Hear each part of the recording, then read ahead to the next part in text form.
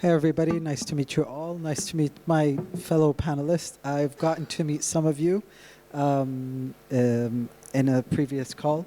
I would just love to hear from each one of you. To start with, what is your role and what are your thoughts in regards to diversity and inclusion? So starting. Hi, hello everyone. My name is Amit Srivastava, and thanks Kamal for asking that question.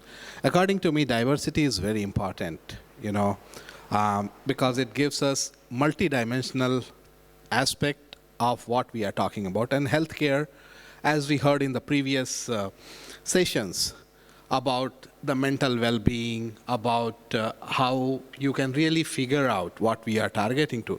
Diversity plays one place where I have seen it a lot. When we go to a healthcare section or any hospital, let's take for example, cultural diversity is very much spanned across, right? Something if we handle a patient in Indian or Asia Pacific side of the world, whereas in the American side of the world, that has a huge impact. People will not open up if you come to Asian side of it. And doctors and practitioners always face that challenge. And when we go to the American culture, people will open up. Like psychology, simple example, going to a psychiatrist in Asia Pacific side, it's a taboo, social taboo. People will not open up. People will not declare that they are going there. So when we bring such kind of diversity in healthcare system, we are actually opening it. People will be more conscious, people will be more knowledgeable, and when the healthcare personals are knowledgeable because of this diversity of culture, that's one example of what I have taken, we will be facilitating more smooth healthcare solutions, what we are offering to people who are suffering. Thank you. Hello, everyone. Do you hear me? Okay. My name is Thelma Liverpool. As you can see, I'm probably one of the older people here. I think diversity is important because there are very few cultures today in this world where there is a single entity. The movements because of wars and opportunities and everything else, you will never find a society that is single, that is homogeneous. All societies are now heterogeneous. You can find people from different age brackets in jobs that I am, for example, I'm 81, and I'm still inventing. And I know that in my field, when I go to a meeting, there are people there who are 19. So you're looking across generations. You're looking across cultures. And everything is now mixed. So you need to be able to translate what is happening in different cultures very quickly. And this is becoming a norm. If you look at this room, you find people from maybe 5 or 6 countries, or from probably every continent is represented here. So the diversity, or the awareness of diversity, or the accepting the inevitable, that everything is now going to be diverse, that we need to be aware of this and act accordingly. And so to be not specific about or focus on any one thing, that everything is now changing, and we need to be able to move and flow with the change that is happening. Okay? Thank you. Use this one. Hi. No, I think we're gonna stick with this one. I wanted to keep one for you, but yes. Hi everyone, this is Basma. I'm really happy and it's an honor to be here and among of these great panelists. I come with 23 years of experience mainly in the healthcare, pharmaceutical and generally healthcare. For me, diversity and inclusion is very, very close to my heart.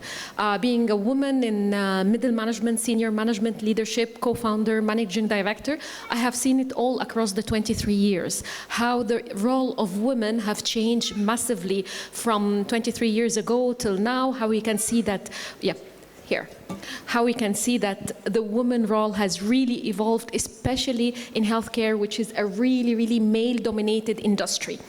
Diversity, on its own, is just representation. It does not make anything.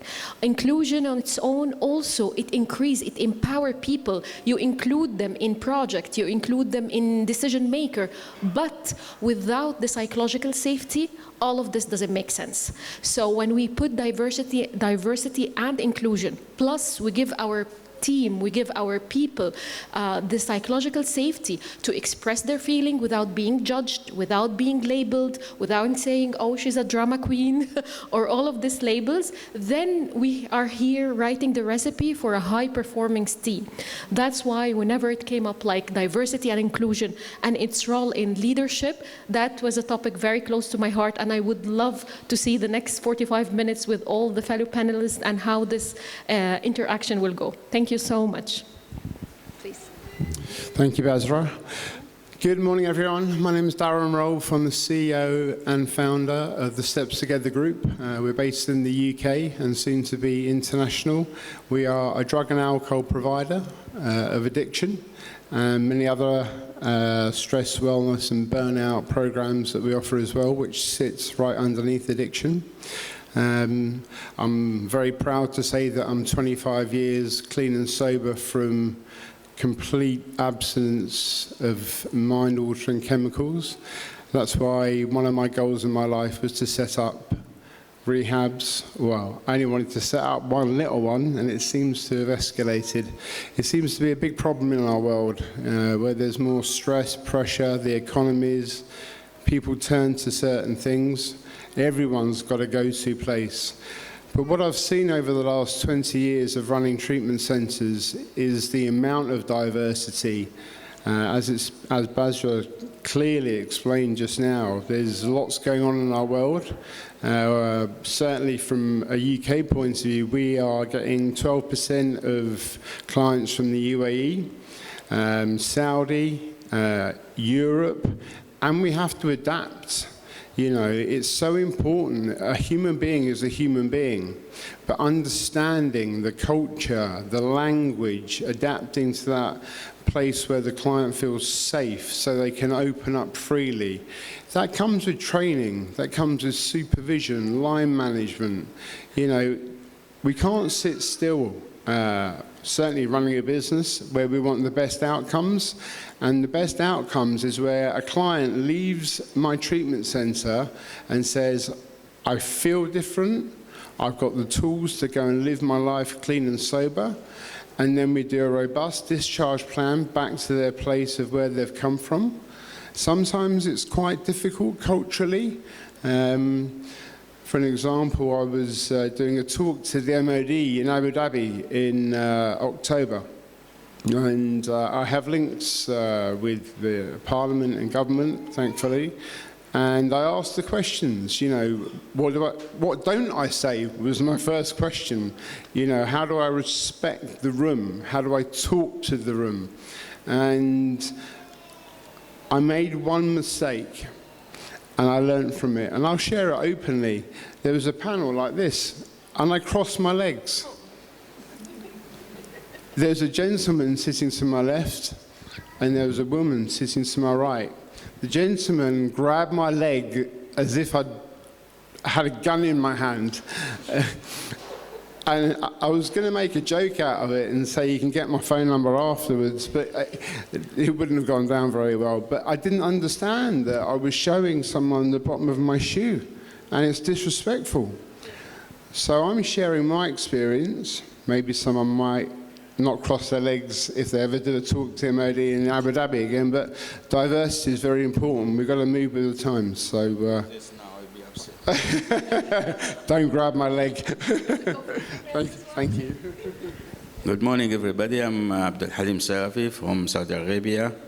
I'm a professor of cardiology at Qura University and consultant cardiologist at International Medical Center in Jeddah. Diversity means different, very simple. And the opposite of diversity is uniformity.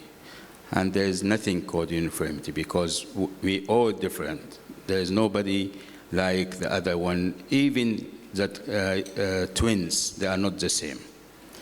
I did my postgraduate studies in the United Kingdom, and I learned a lot because I saw a lot of people, their different ethnicity, and I learned that we have to deal with the patient as a whole. And that's why when I come back to our International Medical Center in Jeddah, for the last 20 years, we are doing our holistic approach to the patient.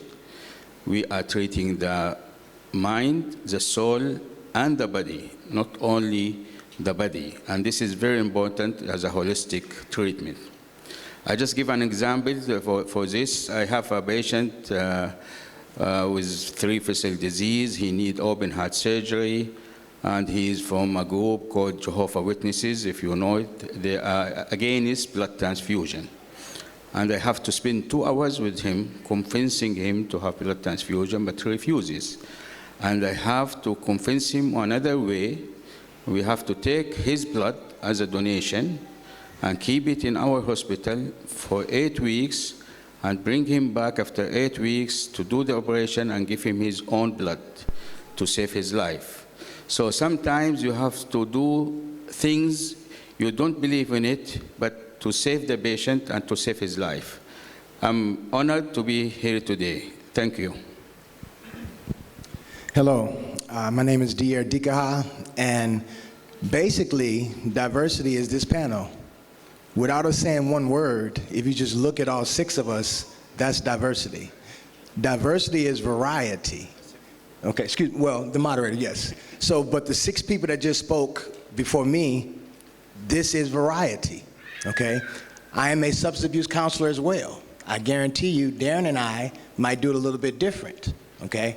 That's the variety. A fruit basket is variety, okay? There's a difference between a pistachio and a cashew, but they're both nuts, okay? So 7P tries to change your mind to change your life. Counseling has been forever. So my 23 years, how can 7P be different than another counseling session? Counseling is counseling. The relationship that I have with the person that I'm trying to change their mind, that's the diversity. Diversity is cultural competency. What he just did about the showing the back of his foot, he didn't have the diversity of being culturally competent in that setting that he was in to know that what he was doing was wrong. Okay, so variety is being able to have several people that might not look like you, that may think like you, to come into your agency and to work with clients that might not look like them. So I'm going to leave one point. When I started 7P, I wanted to go after individuals that look like me. And then what the universe showed me was I had people from all different walks of life, older and younger. So when I graduated from graduate school, they said, ask yourself, what's your worst population that you want to deal with, and what's the best population? I want to deal with the little people. I can change their minds. I don't want to deal with adults. You can't teach an old dog new tricks. And then life gave me the older clients. I've been in therapy for 30 years, but the way you broke it down, I've never heard it like that. I said, wow, I can work with these older people. So that's diversity, is understanding you have to be differently thinking than what you were before. Thank you.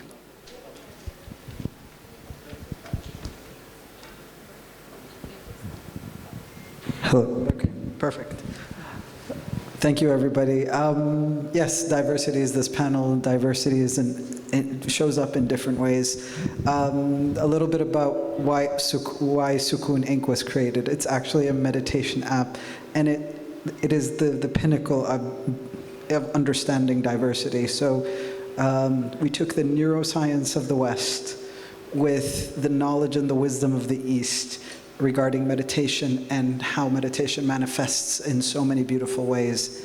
And we brought it to the Middle East by creating music that people from the Middle East can relate to in a different way, because music, as much as we all can connect through music, the way we do connect through music is different, and the music that brings nostalgia and relaxation to one population might sound like nails on a chalkboard to another. So that's something we also wanted to work with. So with that said, I would love to hear about your stories in terms of your work and diversity. And then the question, like, Deria, based on what you just said a moment ago, it was something so beautiful, which was the element of how does trauma manifest in different, through diversity, and how can we take care of it in that way? So yes, I would love to hear more about your experiences in that. Yeah. Hi. So I have worked for bigger organization, MNC, for 25 years. And I say that Kamal and my distinguished panel members were talking about diversity. I bring a diverse background altogether. I have worked for aerospace for 16, 17 years, automotive, industrial automation, anything but healthcare. Only in last 3 years, I have come to healthcare. So I say that I am a diversity in the healthcare sector altogether, right? I wanted to know, I was always inclined, and like Yvette was mentioning about emotion plays a bigger role. And I started with learning on chiropractor. I went through that cycle of 1 year. I learned about the human anatomy, how it helps. And that's where the diversity plays a very critical role. Again, I will say, when I go, I don't see a chest X-ray as what a doctor will see. So when we start with what is the problem? Why the chest X-ray is looking, to me, when I look at the chest X-ray, one side it is looking more porous, I can see water getting accumulated. So initially when I started, I did not know why is this happening. I will discuss with doctor. So my team, if I come back to my team formation, I have variety of experience level. I have experts on panel who are 35 to 40 year experience in this line, to a college pass out who has done from biomedical engineering, and me, total altogether, no background in medical science. So that's how I see how it is adding value. Now we have delivered first of our product to another company, B2B, where with chest X-ray we are able to identify pneumonia, severity of pneumonia, then tuberculosis. Next we are working on doing on retina part, the retinopathy part, and ovary cancer. So yes, I have learned in last 3 years a lot, and many a times understanding the root cause will be very trivial. And when you have multiple minds thinking together, one quick example I would like to give, I had one of my patient who, she was having cervical pain, cervical spondylitis.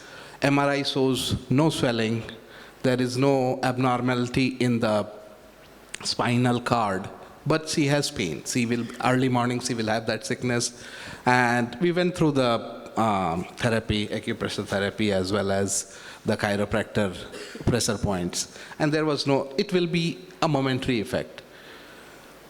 One of the nurse who works there, she says that, sir, I feel that she has some mental problem.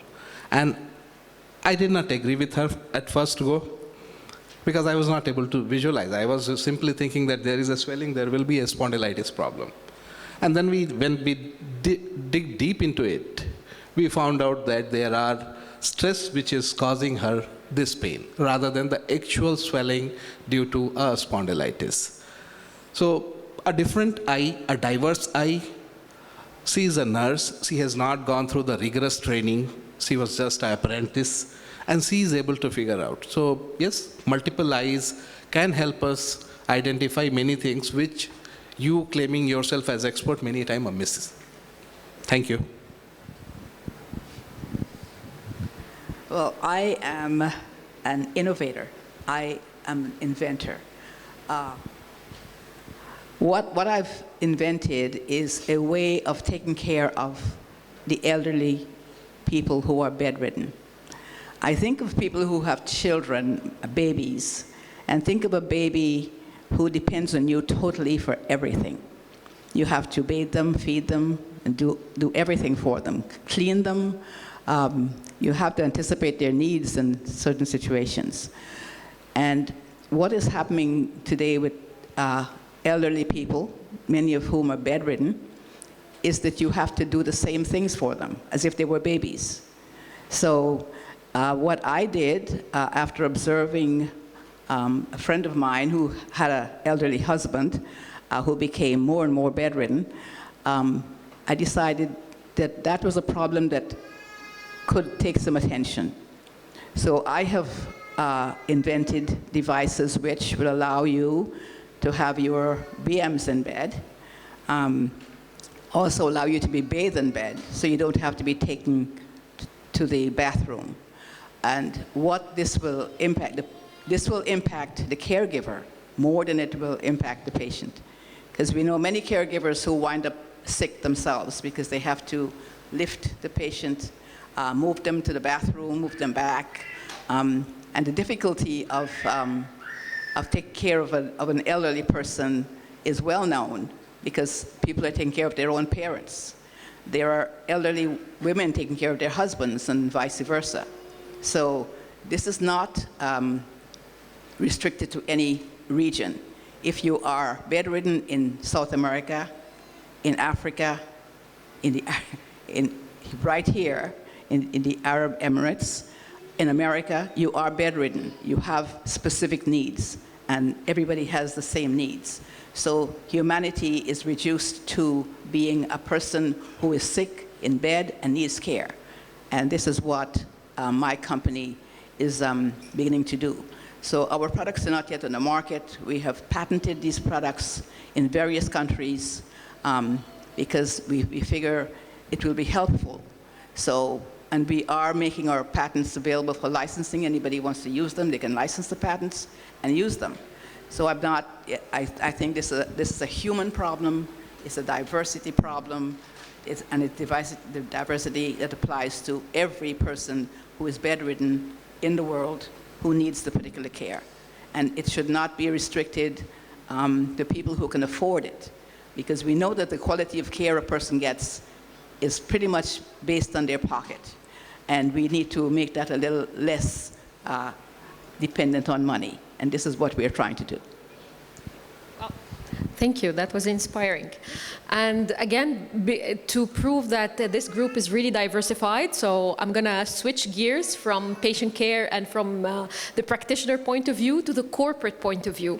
So I think I'm adding a bit of diversity to the group as well. So my take on diversity and inclusion based on my 23 years career in healthcare, it's all about listening and collaborating and communicating. So if I have a fresh team, if I have a fresh members coming in, I always talk to the leadership equally to the new joiners, because diversity and inclusion, it starts mainly with the leadership. If we convince our leaders to listen and listen effectively to the new people coming in and show appreciation to their ideas, show appreciation to the thoughts that they are putting on the table, and without fearing that we will label them or judge them or something, this will definitely make a room for inclusion for everyone. The second thing is communicating. We used to say, like 5 years, 10 years back in the corporate life, we say, I'm having a brilliant project, it's a cross-functional project. This does not work anymore. It should be cross-functional and it should be cross-culture. So I don't want to work with finance, marketing, and supply chain, and all of them are Egyptians, or all of them are Arabs, or all of them are Europeans. No, we need to make sure that our teams are working cross-functionally and cross-culturally, that they have a right age representation in each team member, the right gender representation, and the right culture background representation. This will allow the trust to grow between team members. Ideas will come, people will start questioning each other's. Everyone will come with his own background, not only with their own skills background, but also with their own cultural background, and this will open a new level of discussions and new levels of ideas, and this is what accelerates innovations in corporate. Last thing about diversity and inclusion, it's all about collaboration and communication, and making them feel safe to talk, feel safe to express. The psychological safety again and again is the most important thing that we should nourish between the senior leadership as well as our new and fresh team members. And I'll hand it. Thank you so much. Thank you. I think you asked about the word trauma and when it gets dealt with and the process around that in terms of diversity. And certainly from an addiction point of view, I would say 95% of our clients suffer with trauma, which leads on to addiction. It could be anything from parents breaking up when children are young to a car crash. There's many forms of trauma. But I think there's a time to deal with trauma. We have to prioritize in our fields that you deal with the thing that's going to kill you first, which is the drink and the drugs and the gambling and the acting out and the behaviors. Once you've got your foundation set, you can then delve and then deal with the trauma at the right moment. See, one size doesn't fit all. There are many modalities, as it's been described already. We work a complete abstinence-based modality. In the UK, we use smart recovery, 12-step recovery, ACT recovery, therapy. We have a very eclectic program, long-term secondary care programs, therapy, family interventions. So we're very diverse in what we do with our work. And it's really important because since COVID, I mean, I've got 3 daughters. I've been married, thank God, 20 years. My wife and my children have never seen me drink or take a drug. They may have seen me throw a remote control around the living room a couple of times, especially when my football team are losing.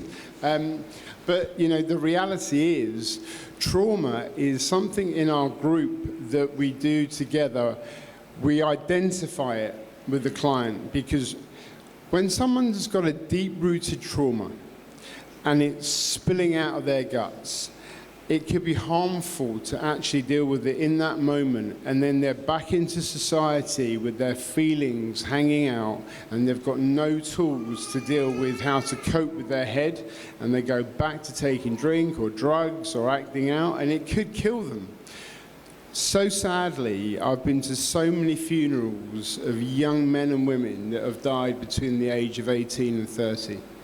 And it doesn't have to happen. And I'm a firm believer that I've been put on this path to help people and help families recover. When the addict or the alcoholic or the compulsive gambler gets well, the family can also heal and get well. It's not an overnight job. It's a 24-hour program that I work, but it's a marathon with no finish line. Public Health England identifies addiction as a mental health disease. For me, I couldn't stop drinking and drugging. I wanted to turn left, but my legs took me right to the dealer, and I couldn't understand why. When I was introduced to other people like me, I felt like I wasn't alone. 8 years into my recovery, all of a sudden, my childhood trauma came up, and I didn't know what was going on. My wife was pregnant with my second child, and it brought up my parents' divorce, where my caregivers, who did the best they could do, rejected, abandoned me. I was desperate to be loved, desperate to be held, wanted to be nurtured, and I looked for it in the wrong place. But I didn't know until I knew. And that was the process of my journey. You know, I have therapy every week still. I treat my illness every day. I meditate, mindfulness. I'm aware of my inner child, my adapted child. I sometimes bring him up onto my knee, give him a hug, tell him it's going to be okay. I know I sound mad, but it's all right.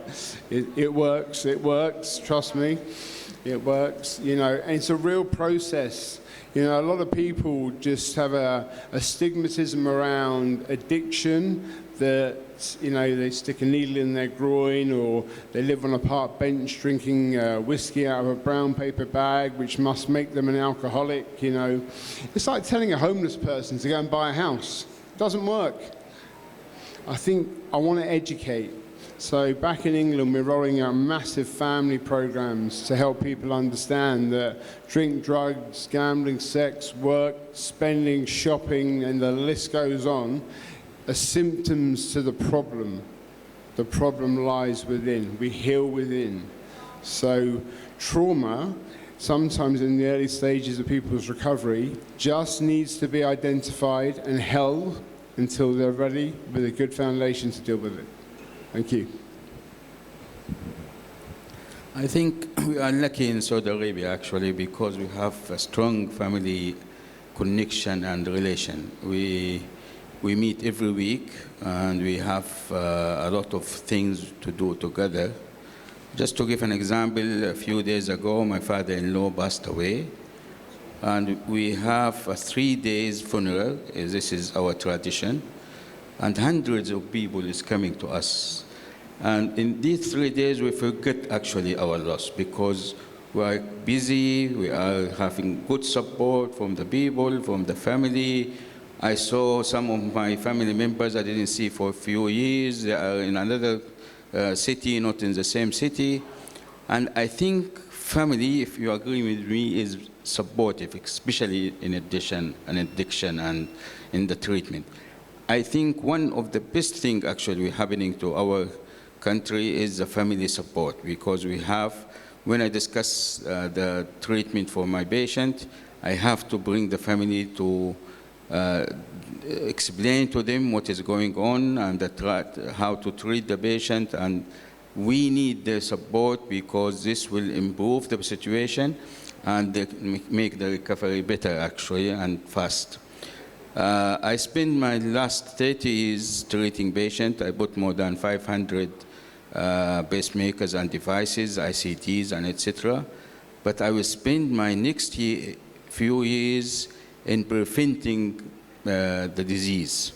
We are going in Saudi Arabia, the Vision 2030, in preventing the disease. We have a plan to implant 1 billion tree in the country. 1 billion, yes, the number is correct.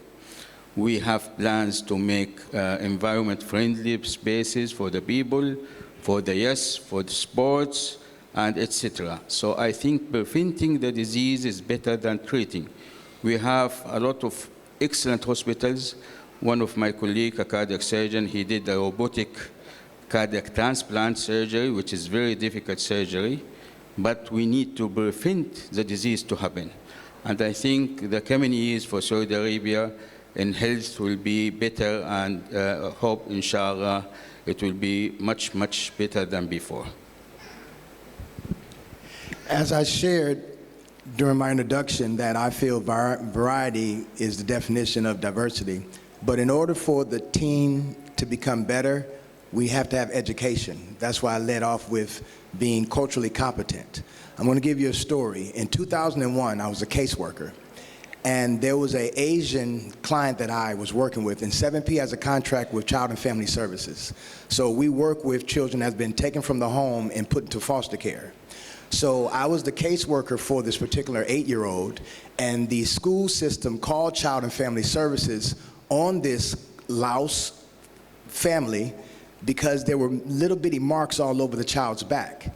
So once the investigation happened, they dismissed the case, but the family sued Gaston County School System because it was acupuncture marks.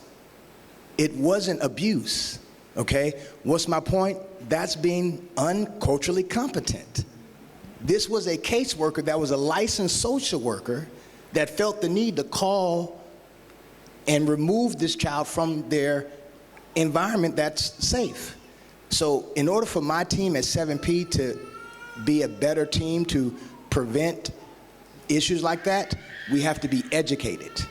So I purposely didn't name 7P mental health or 7P behavior health. I purposely named it 7P healthcare, even though I'm a counselor, because of the comorbid issues that we're having. If someone has kidney failure, if someone is dealing with Crohn's disease, if someone is dealing with issues that are unreversible medically, that can cause anxiety, that can cause depression. So to me, they all go hand in hand. So 7P healthcare understands that it's the mind, body, and the soul that has to be connected, okay? And I'm also a food and nutritionist. So I teach people, change your mind, change your life. Change your eating habits might change the diabetes. Changing your eating habits might take the sugar from your brain, and the dementia might not be as much as you thought it was. So we try to understand that education is diversity. Being culturally competent is having a variety. I started out this in 2001, I'm CBT. Now I'm saying solution-focused brief therapy is the key. Looking at the strengths. We all got problems. We all are sitting here talking about our issues, but what are the strengths? What are you doing well in life that we can piggyback on to help you change your mind to change your life? Thank you. Thank you, everybody. And there's no, I'm laughing, I'm loving, even in the way people perceive the question of what diversity is, everybody had a different answer, and it came from different spaces. And again, this is, our minds will connect to things, and they will answer it accordingly. So, and Dier, to your point, it's all about the mindset. So here I'm going to ask each one of you, what is it about true diversity, true inclusion, that actually has a positive impact on the people we interact with, if it's at work or with family or beyond? I'll say that those days are gone where you think that you are always right.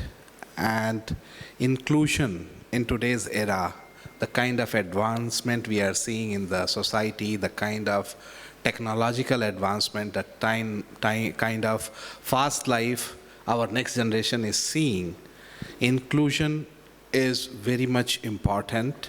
And inclusion, when I say inclusion, it is diversity again. To answer your question, diversity, diversive inclusion is going to give us a lot of upper edge on that. Understanding other individual, not just trying to be prescriptive, will help us to grow together. Yes, in what I do, I think diversity means that you understand the problem of the person you're dealing with. And each person wants to be treated as an individual, because even within a culture, people tend to differ in the way they think or the things they expect to happen. So I think diversity means that each person feels accepted, feels respected, and that their needs are taken care of in a way that satisfies what they need at that point. Okay? Thank you. Well, for me, first of all, I was born and brought in Egypt, and for me this session wouldn't make any sense because I used to deal with 99% Egyptians. But again, as Dr. Abdul Halim said, you're lucky being in Saudi Arabia. I'm lucky that I've spent the last 23 years here in Dubai, in UAE, where diversity and inclusion is not a luxury. It's a strategic necessity in everything, especially in healthcare. Because in healthcare, we are not dealing with happy clients going for shopping to upgrade their home entertainer system or buying their next vacation tickets, but we are dealing with very stressful patients that we need to understand them, calm them, explain to them why this treatment, whether it's a pharmaceutical medication or a homeopathy treatment, is good for them, and they need to stick to it. We have to talk to them, we have to talk to their caregiver, so it's a lot of things happening. And if we stick with one team, one culture, we would have missed out on the 200 plus different nationalities living here in GCC and especially in UAE. So diversity is very important.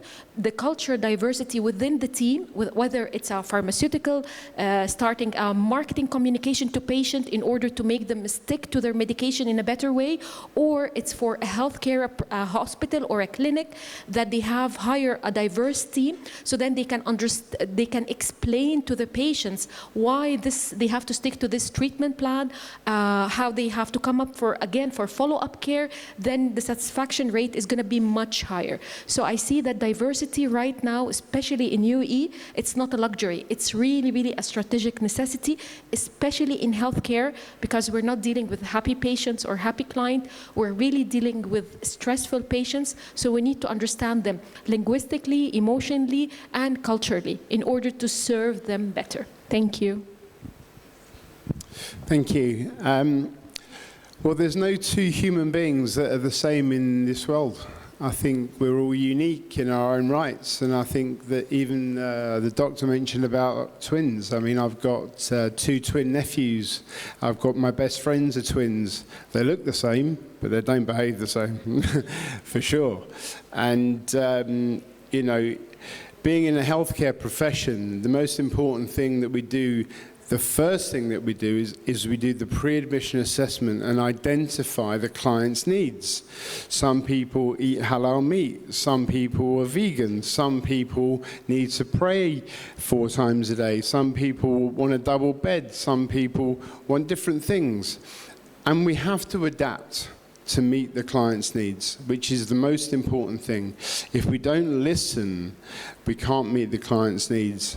We've got 2 ears and 1 mouth. Sometimes I have to shut my mouth and just listen, which I find hard sometimes. But the best results come when we listen and we respect the person that's sat in front of us, because they're there, they're asking for help. That's one of the hardest things in the world to do with addiction. It's a very shameful, isolating illness. Addiction and recovery is about connection. It's about family. You mentioned family, but families have to be educated as well. I've seen mums run off to the dealer to go and buy heroin for their son so he doesn't go and get stabbed. You know, people need to be educated at the same time as healthy boundaries, tough love, people-pleasing. It's a very big subject, but diversity is everything, and in listening to the client's needs and the family needs is the first step for me. Thank you. Yeah, I agree with Basma, actually. In GCC, we have a lot of things we do together. Actually, last week, we have a meeting here in Dubai, Gulf Interventional Society meeting, and in 2 days we have a Gulf BCR meeting, and we are now doing research together. Actually, we have a registry for the heart disease in the Gulf. We have a lot of similarity in the Gulf region, and I think also we can use this in other places. For example, in the Gulf, we are following the European Society of Cardiology guidelines, not the American Heart Association guidelines. And that's simply because they are like us, or they have some of the countries in the European Society of Cardiology, like Morocco, Algeria, Egypt, and Tunisia. So they have some of other affinity in the Europe, and they have a lot of things similarity with us. So we use the guidelines of European Society, which we are different from American Heart Association guidelines. And this is show us the affinity and the changing and the diversity between the people. A lot of things from GCC is happening now. A lot of meetings in Dubai for a lot of health programs and to fight the diseases together. And I think we need to do all this together as a team. Although there is diversity, but again, we need to be as a team. Thank you. I'll leave you with this. In order for the team to get better, all of our companies, in order for us to have an impactful team, we need to understand that if I assess 30 children with being removed from their parents' home and I give them the diagnosis of separation anxiety, the treatment plan of their long-term and small-term goal are going to be 30 different treatment plans. So we must get away from the cookie cutter and understand that it must be person-centered, like Darren said. We have to meet the clients where they are. One people, they never come to the session. So I may pay and have an Uber or have a transportation bring them. I'll have a clinical director say, well, you're enabling the client. I said, how so? Because you're not teaching them how to get here on their own. We'll deal with that later. Let's just get them to sessions consistently, and then we'll put into their treatment plan how to learn to get on the bus or to get their own transportation. So we must meet the client where they are for the team to get better, and the team getting better is understanding that we can't be cookie cutter. It has to be person-centered. Like Amit said, if someone is dealing with the chronic back pain, they're depressed and they're anxious about, I can't work, I can't do this. His treatment plan is going to be totally different than a person that got in an accident and has a back pain, okay? So it has to be person-centered. Thank you. Thank you, everybody. And yes, when it comes to diversity, there's actually several studies that show that diversity increases performance, increases health, increases, if we want to look at it from an economical GDP, it also does that. With that said, this is such a rich conversation. I don't think 45 minutes is enough, and I want to make sure that we open the space for anybody who has any questions. So yes, we have two people. And please let us know who you're asking directly, because we're all going to answer.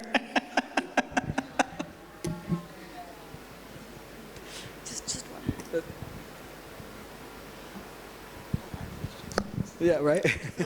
Thank you, everybody, for such an enlightened discussion. I'm very curious that we are talking about diversity, and nobody has yet mentioned nature. So this is a small reflection, which becomes a question for all of us from nature's perspective. We study blue zones, we are at Health 2.0, and the longest living communities on Earth. One truth appears everywhere, that diversity is not optional, it's biological. And their ecosystems, their diet, social networks, and even their microbiomes are diverse, correct? And inside human body, when we dive into our old gut, the true gut health is gut diversity. And what we have messed with the planet is not just fertilizers, we have messed with the soil diversity. So it's even our nervous system, when they shift into the blue mind, the healing parasympathetic state, the only through connection, as you beautifully said, through collaboration, through breath, through water, through nature, through people is what true healing happens. So if nature relies on diversity for resilience and healing everywhere, why do sometimes we as humans resist in healthcare teams?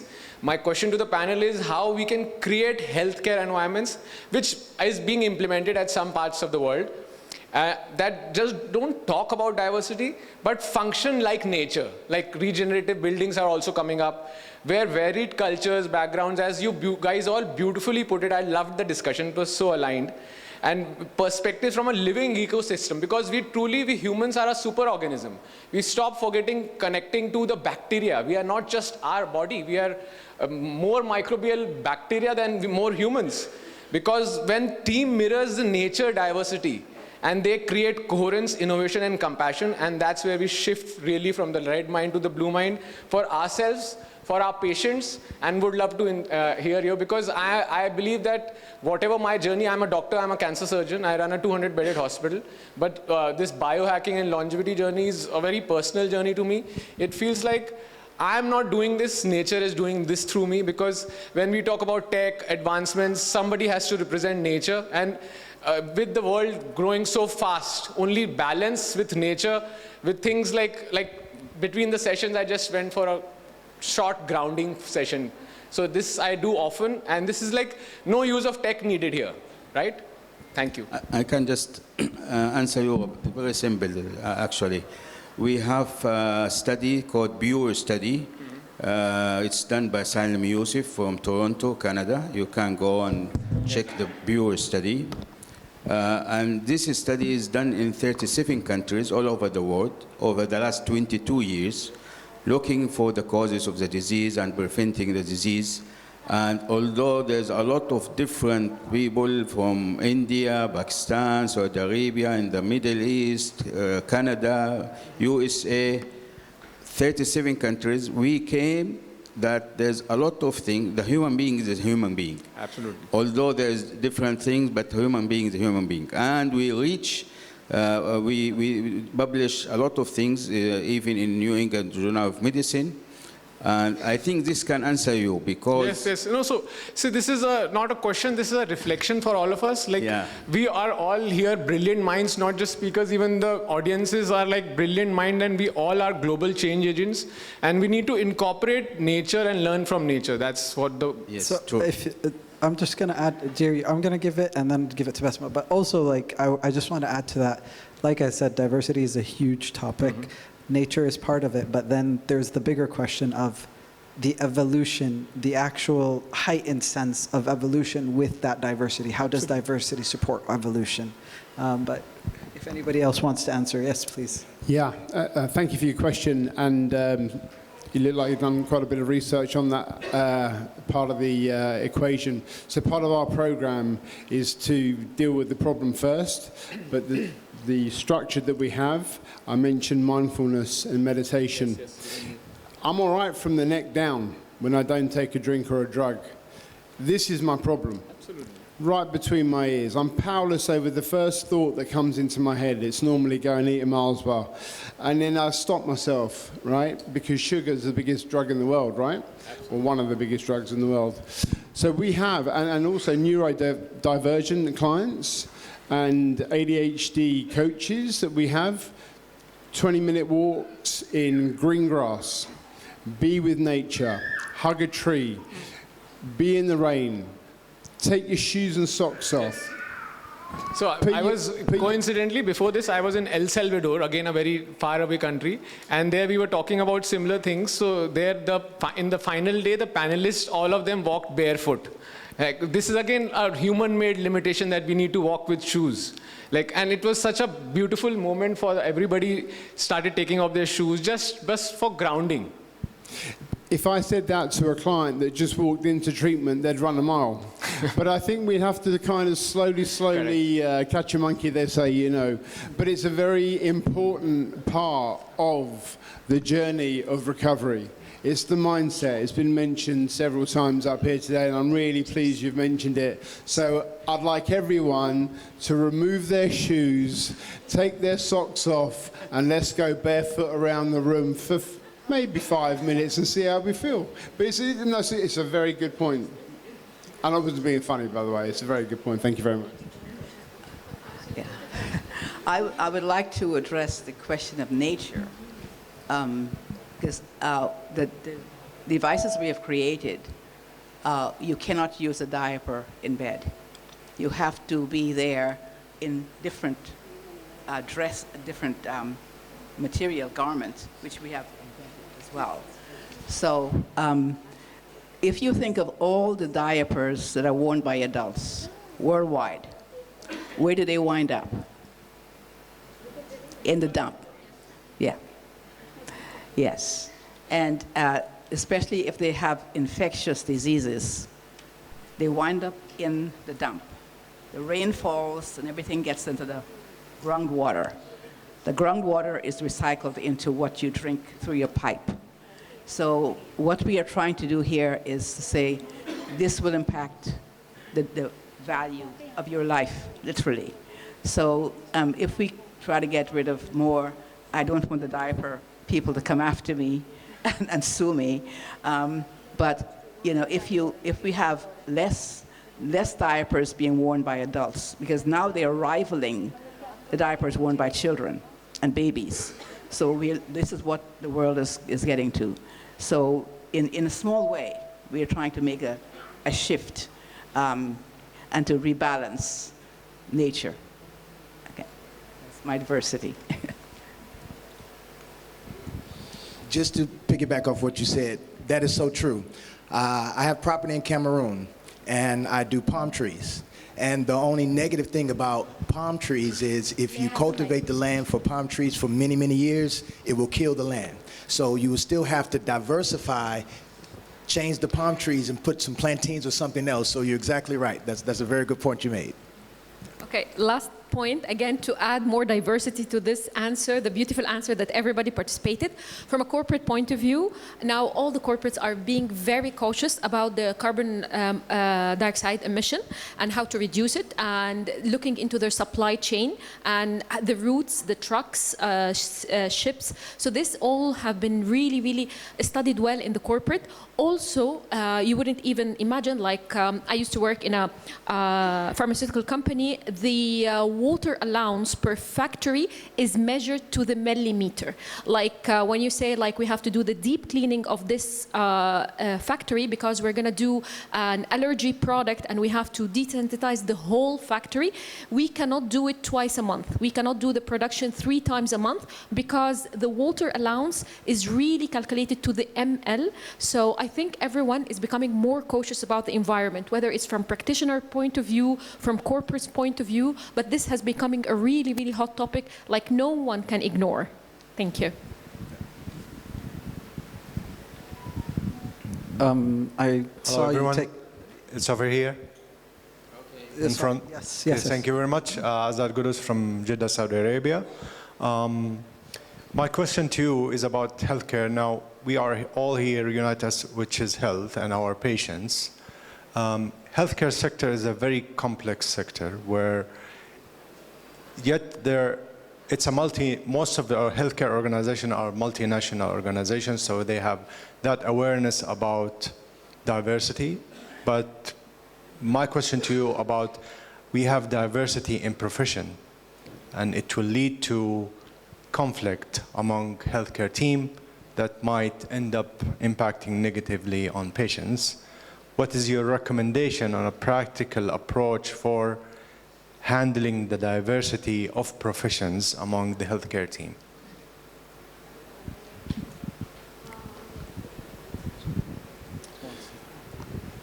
In my company, when we rebranded, we have core values that sit underneath the brand. And the way we work is that every single member of staff have to believe in our core values. And it's not one person's core values, mine. It took a whole year for us to have core values of every single department. So if you go to our centre in Liverpool or London or Leicester or Nottingham or wherever, you will be received with the same welcome, the warm welcome with our core values that everyone has put down together. So for me, Steps Together's core values is very, very important, which makes our brand very, very important. So if you've got a member of staff with different diversity, different cultural backgrounds, different meaning, different understandings, they're going to cause a problem within the group and the team, and then we're not going to get the best results for our clients. So for me, from an HR perspective, they've got to work with our core values to get the best results and work within the team so we all talk from the same language. If I may add as well, it all starts with the hiring and endorsing the culture fit while hiring. So for example, if you are a traditional medicine clinic or a holistic clinic and you're going out hiring for a physician or a practitioner, definitely you need to get the right recruit.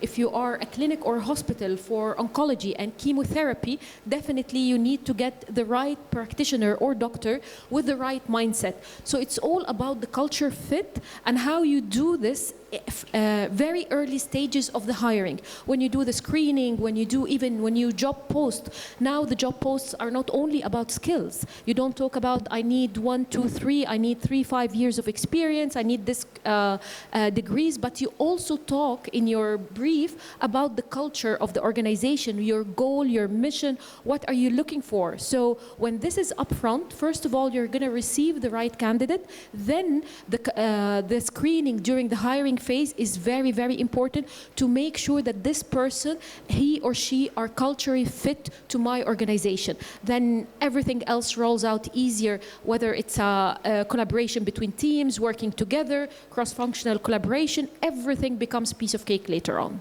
Thank you. Thank you. And I think, Basma, to add to both your points, diversity in healthcare, even amongst the practitioners, is they need to have a united goal, and it's patient-centered. So this is so the question is how to create a patient-centered concept where it's not patient-centered to how to get more money out of them, but patient-centered to how to truly treat this person where they never have this ailment again. One more point I would like to add, and that is from the individual perspective. I understand what are you asking here, saying that, okay, clients are there, patients are there, but what about my individual aspiration? That is where management has to be very clear. As Basma mentioned, initial hire, your job description should mention what is your roles and responsibility. And when individual is onboarded, started from janitor to nurse to doctor to senior doctors, they should know what is their, not only from a job description perspective, but also what is their career roadmap. The unified career path should be taken care by the management to avoid this kind of ambiguity. Right. I wonder, do we still have time for questions, or shall we, as much as I know it's a rich conversation, or shall we wrap up? We still have 2 more questions to go. Okay. Yes. Can somebody give the gentleman a microphone? Hi, sorry, I'll just sorry. start with the question. Okay. So, Absolutely. no worries. I'm at the back, but hopefully you can see me. My name is Dr. Angela Misra. I'm a psychiatrist from the UK. Have worked in the NHS and private sector, and I'm a CMO of Criterion Associates, which works with sort of addictions, detox, but also, more importantly, relapse prevention work. Fascinating discussion. I think one of the things that I was quite interested to talk a little bit more about is unconscious bias and how that needs to be addressed within the different spheres that you work within. I think, EDI, training is kind of widespread, but how do you know what you don't know, sort of thing. So if you have team members that have unconscious bias, how do you address this? And one of the things that I've been really working hard on in my own sort of company is something called the Patient Carer Race Equity Framework. And that requires us to have data on all of our staff in terms of their backgrounds, but also our patients and their outcomes. So we look specifically at different patient groups to see if we are, unconsciously making length of stay increase for certain ethnic groups, etc. And we're tackling it very openly with our team. So it would just be interesting to hear if there is something similar going on in your own sort of backgrounds and have that discussion a bit further. Can I answer? I'll just start just because I work as a trauma-informed coach, so there's a lot of unconscious bias that people do have, and I think the element there, because I do mentor other coaches, is how to stay curious, and and when I mean curious, I mean like this, like 5-year-old curiosity of what's behind this. Whatever our experiences are, to put them aside and just listen to the person in front of us, because once we are able to hear them fully and completely, that's when we're able to support them. But it is something to be addressed and to be curious about, and to hear it and how to address it now. Again, I think Dirier said it, there's no cookie cutter way. So correct, and that was a great question you brought up, and I don't mind sharing my personal downfall. I felt miserably when I first started. I'm a clinician, so I can hire these people. I was going after credentials, and I was failing miserably. If you heard me say I had a clinical director that was going back and forth because she said, "Why are you enabling the clients?" I had to fire her. She didn't get it. She came from the hospital, she came from the school. What I do is behavioral health in the trenches. So not only am I going to meet the clients where they are, I'm going to order pizzas, I'm going to order Subway. We're going to feed you because I'm going to do whatever it takes to get you in. Okay, makes sense? So you're right. You're going to have to actually treat the staff like you do the clients. Okay? Some of them might not fit. And just like if I had a client and I shared with them what our background is, and they said, well, that might not be for me, then we'll discharge them or transition them to another agency. Okay? We're not the right fit. But as a therapeutic home and you sign my consent to treatment, I'm going to discharge you after we got more of your need. Same thing with the staff. Okay, and during COVID, I think we all can attest to this. I had to do more work with my staff than I did with the clients during COVID. Okay, they refused to come in. They were divas. I want to sit at the house and do telehealth. Okay, so that's a great point you brought up. Hello, my name is Rene Anand. I'm the CEO of a company called Neuraxstem. We study brain diseases. I'm actually a keynote speaker tomorrow. I want to say one thing first, and then I have a question for the panel. The first one is, there's a blood test today for Alzheimer's, very heavily advertised, you can Google it. What's amazing about this blood test is it doesn't work for those of African ancestry at all. And that tells you just how much different people can be within the changes in ancestry and why diversity is so critical if you want to treat all patients alike. The question really I have is, diversity comes along a different way. I study women's health, and diversity comes along changing life trajectories, perimenopausal, menopausal. And so when you're looking, the question of the panel is, when you're looking at diversity, how much do you take into account a changing life trajectory that is also playing a role in what you diagnose and how you treat it? I'd like to answer. Can you repeat the question? Sorry. Yeah, the question is that along a life trajectory of any person, we go through hormonal changes, in women in particular. And perimenopausal, menopausal changes can affect also how they manifest themselves in the space, in brain space or any other space. And my question is, as practitioners that are in the trenches, as that gentleman on the right said, you will see this, and how do you take into account the life stage that somebody is in how you address their needs?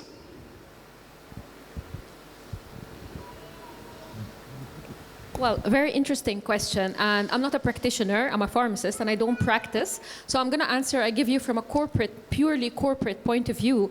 First thing is accepting. First thing, that people need to accept each other. It doesn't mean that a woman has a lifetime, like she can only work, she can have a career until she's 30 and 35. And after that, hello, you need to retire early because the drama you're gonna bring to the office is less valuable than the productivity that you're gonna get. So definitely no, people need to learn to be accepting. They need to accept everyone, not only gender, they need to accept race, culture, age. Age is becoming one of, as the lady has just mentioned, the unconscious bias. I remember in 2017, I had my first training for the unconscious bias and how to detect people and how to educate people about the unconscious bias and how to eliminate it by eliminating a photo from a resume, by eliminating the age from a resume, by eliminating the college, by eliminating the gender, and then look to the skills. So I think people need to be more accepting and open-minded, like we should not put a label on any female. If she passed a specific age, she's not productive anymore in the workplace.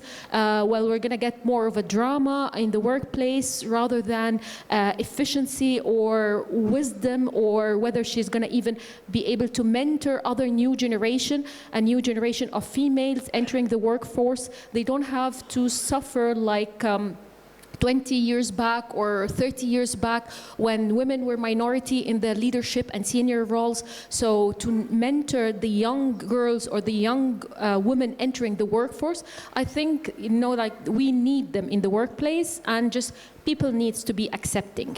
Like they need to accept each other, they need to accept the different background, different age groups, different genders, and I think this will be the main, the main answer to it. I'm not sure if anyone wants to answer from a practitioner point of view.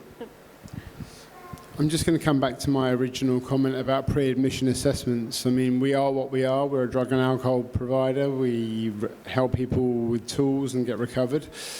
we identify at the very early stages whether they meet our criteria so we could treat them.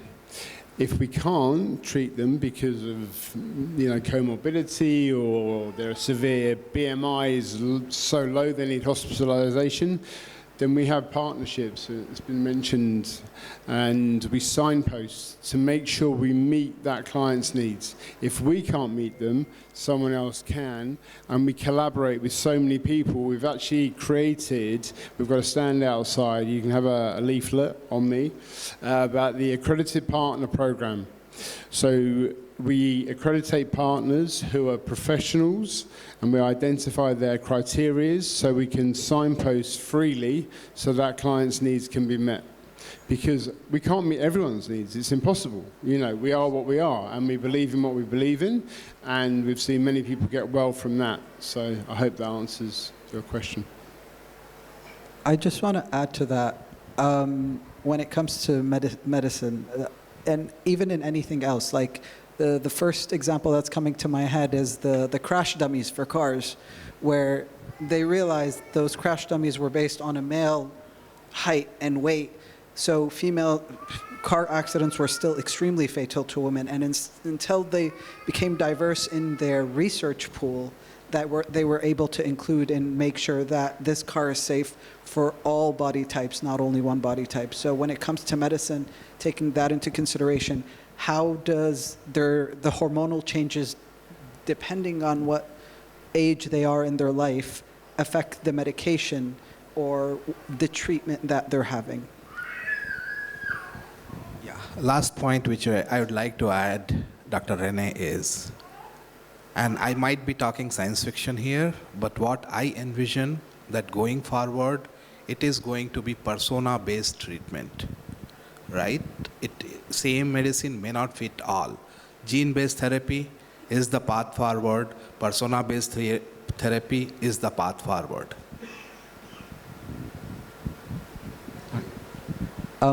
You're welcome. We have one more question. Yeah. Hello, everyone. Thank you so much for a great topic. So this is more from a corporate standpoint. We know that there is a lot of focus on diversity and inclusion in a corporate organization. And like Darren mentioned, Basma mentioned, that there are a lot of trainings, a lot of hiring, a lot of insourcing happening. But I just want to understand, from a corporate level, how do we move this out of just educating people and making it part of their core value? Because what we realize in organization, that some of these could be training, that people are going ahead, taking trainings and completing the trainings because they're forced onto them, or it's part of their curriculum. But how do we ensure that diversity and inclusion is just not only about getting educated or trained, but it's also part of the core values that an organization can incorporate within their own people?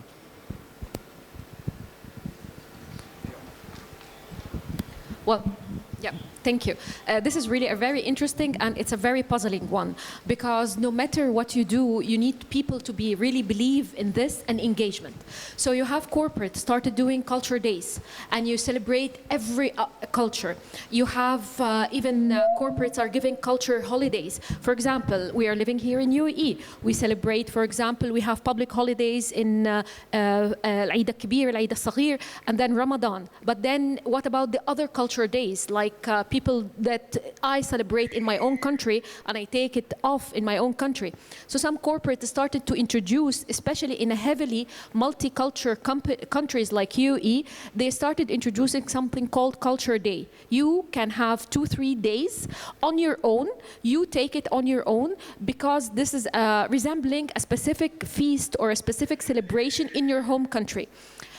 Some of the multinational corporates, they have already implemented that, and the morale of the employees, they went really, like high. Like, okay, fine, apart from my 25 annual leave or 30 days annual leave that I'm getting, you got on top of that additional 3 days that you can celebrate or you can take off at your ease because they resemble a celebration back home. For example, we celebrate in October, so I want to take them in 7th of October or whatever. I will follow my culture and my background, my heritage. So this, for example, it turns a lot of corporates starting copying that and following that. How can we introduce more culture relevant activities, whether it's a culture day, whether it's a holiday, whether it's a celebration in a specific. One of the companies I've worked for, we celebrated Anam in a very big one, like you rent a ballroom, people dressed up, you know, like in culture, in different culture to them, to bring them closer. So it's all about how the small activities that the corporates do, but don't underestimate the small activities. By the end of the year, you will see that the teams now, they know about each other culture. Like once you celebrated an Indian festival, and then Christmas, and then you celebrated Ramadan, and then you celebrated another one, by the end of the year, you will see that the whole next year, your team are they will know what is the traditional, whether to cross your leg or not. Now you know. So, so then by the next year, you will know that your team already, they have started adopting each other, and they will come prepared. First time they didn't know what appropriate to wear, what to bring food or not. The next year, they will come totally prepared, and you will be really surprised year after year how this is gonna, you know, like have a shift in the way they think and talk to each other. And when someone goes for a holiday or annual leave, they start telling them, oh, I want this sweet, now I want it from your home country. I tried it here and I really liked it. Now I want to try the real version. And then you're encouraging these discussions with them. Small activities, literally, it adds up, and don't underestimate it. That's literally my take-up. I'd just like to add to that. I mean, we've just entered the corporate world in a pretty big way in the UK, and we ran a big event recently called Wellness in the Workplace, where we offered awards and stuff like that. It was about 300 people. It was a non-alcohol event, and it came down to the fact that so many companies are missing absenteeism through their staff having heavy weekends. So there are some companies that won't do anything to support their staff. There are some companies that will do a tick box exercise. There are some companies that will spend money on training for their staff and help them understand about well-being, stress in the workplace, burnout. There are some companies that will take their management teams away so it can filter through various areas of the business. I think it's becoming more and more popular and more aware. If anybody knows the UK, Aintree Racecourse Ground is where the Grand National takes place. We've treated a load of jockeys and many sports personalities, and mainly it's 100,000 people that turn up one day a year for this massive event. And now Aintree are looking to do a whole non-alcohol section for this event, because it mostly ends up in fights, ambulances, arrests and stuff like that. The world is changing for the better. You know, we can't, it's like changing the Titanic. It takes time to turn, well, not the Titanic, it's a bad example, but like a big ship, you know, it takes time.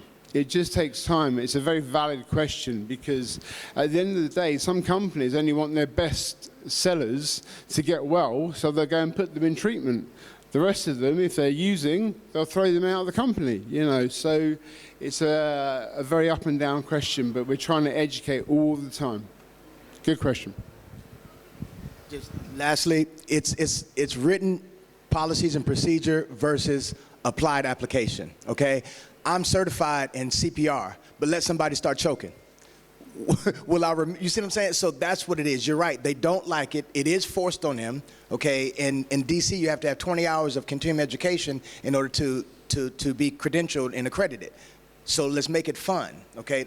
Competitive competition that I do with my staff. Like I shared, diversity, cultural competency is a training.